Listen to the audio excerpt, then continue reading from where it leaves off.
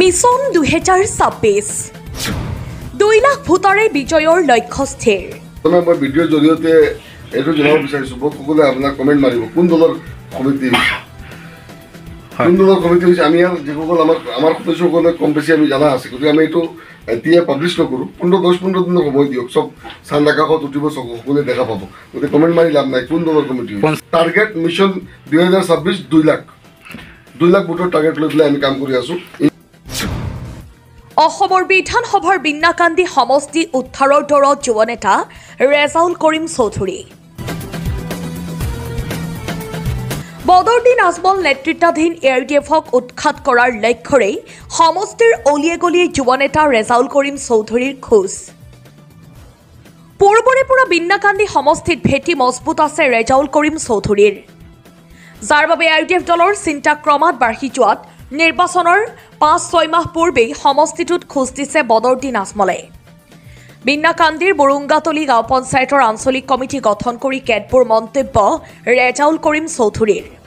আজি আমাৰ মোৰ কাৰ্যালয়ত বৰুংগাতলি গাঁও পঞ্চায়তৰ আমাৰ দলীয় সদস্যসকলৰ এখন সন্মিলন সভা হৈ যায়। ইতিপূৰ্বে আমি আঞ্চলিকৰ এটা কমিটি এখন গঠন কৰিছোঁ, যি কমিটিৰ দ্বাৰা আগন্তুক দিনত নিৰ্বাচনেই হওক, পঞ্চায়তৰ বাকী ৱাৰ্ড কমিটি, যুৱক কমিটি, সকলো কমিটিবিলাক এই কমিটিখনে এতিয়াৰ পৰাই মানে হাতে কামে লাগিব, সেই অনুপাতে তেওঁলোকে কাম কৰি যাব। এই অনুপাতে আজি আমি ইয়াত যিসকল আমাৰ দলীয় সতীৰ্থ আহি পেলাই একগোট হৈছোঁ, সৰ্বসন্মতিক্ৰমে আমাৰ আবু চুফিয়ান ডাঙৰীয়াক বৰুংগাতলি আঞ্চলিক পঞ্চায়তৰ সভাপতি হিচাপে ইয়াতে দায়িত্ব অৰ্পণ কৰা হৈছে।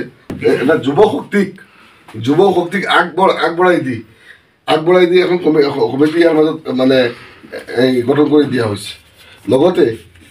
লগতে আমাৰ যিসকল ছিনিয়ৰ ব্যক্তি আছিলে,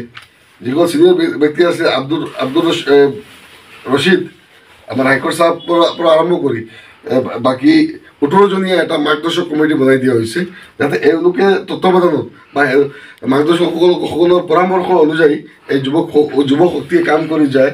আমি আশাবাদী এই যুৱ শক্তিৰ দ্বাৰা আগন্তুক দিনত বৰুংগা পঞ্চায়তত এটা নতুন উদ্যমেৰে যুৱকসকল সকলো শ্ৰেণীৰ লোক আগুৱাই আহিব।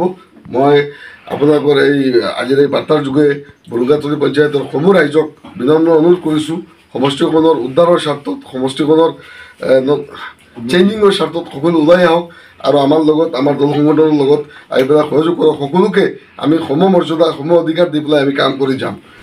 বৰুংগাতলি গাঁও পঞ্চায়তৰ আঞ্চলিক কমিটিৰ আবু চুফিয়ানক সভাপতিৰ দায়িত্ব অৰ্পণ কৰি 41জনীয়া কমিটি গঠন।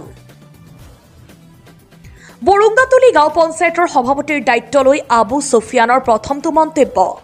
হয়, মই পোনপ্ৰথমে আজি আমাৰ চৌধুৰী চাহাবৰ বাসভৱনত আহি তেওঁৰ যিখিনি কথা আমি গম পালোঁ, তেওঁৰ যি আমাৰ এই ৰাইজৰ কাৰণে যি তেওঁ কাম কৰাৰ কাৰণে যি ইচ্ছা প্ৰকাশ কৰিলে, এইখিনি শুনি নথৈ আনন্দিত হৈছোঁ।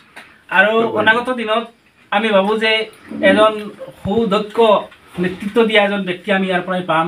সেই হিচাপে আমি আজি তেওঁক মই এই বৰুংগাতলি ৰাইজৰ হৈ মই আন্তৰিক অভিনন্দন জ্ঞাপন কৰিছোঁ। তেওঁ যথেষ্ট সময় আমাৰ কাৰণে দিছে আৰু আমি আশা ৰাখিম যে আমাৰ আগৰ যমুনামুখ আৰু বৰ্তমানৰ বিন্নাকান্দি সমষ্টিত এটা উন্নয়নৰ বাৰ্তা আহি যাব আৰু আমি এইবাৰ নিশ্চয় জয় নিশ্চিত হ'ব আমাৰ চৌধুৰী চাহাবৰ। আৰু তেওঁৰ নেতৃত্বত আমি একেবাৰে ইয়াৰ পৰা আৰম্ভ কৰি আমাৰ যাতে বিধানসভাৰ, আমি জানো যে বিধানসভাত তেওঁ আমাৰ এই অঞ্চলৰ যিবিলাক দুৰ্দশা আছে, আমাৰ বিভিন্ন ধৰণৰ সমস্যা আছে, এই সমস্যাবিলাক দাঙি ধৰিব আৰু প্ৰতিদিনে আমি বিধানসভাত তেওঁক পাম, এইটো মোৰ আশা আছে।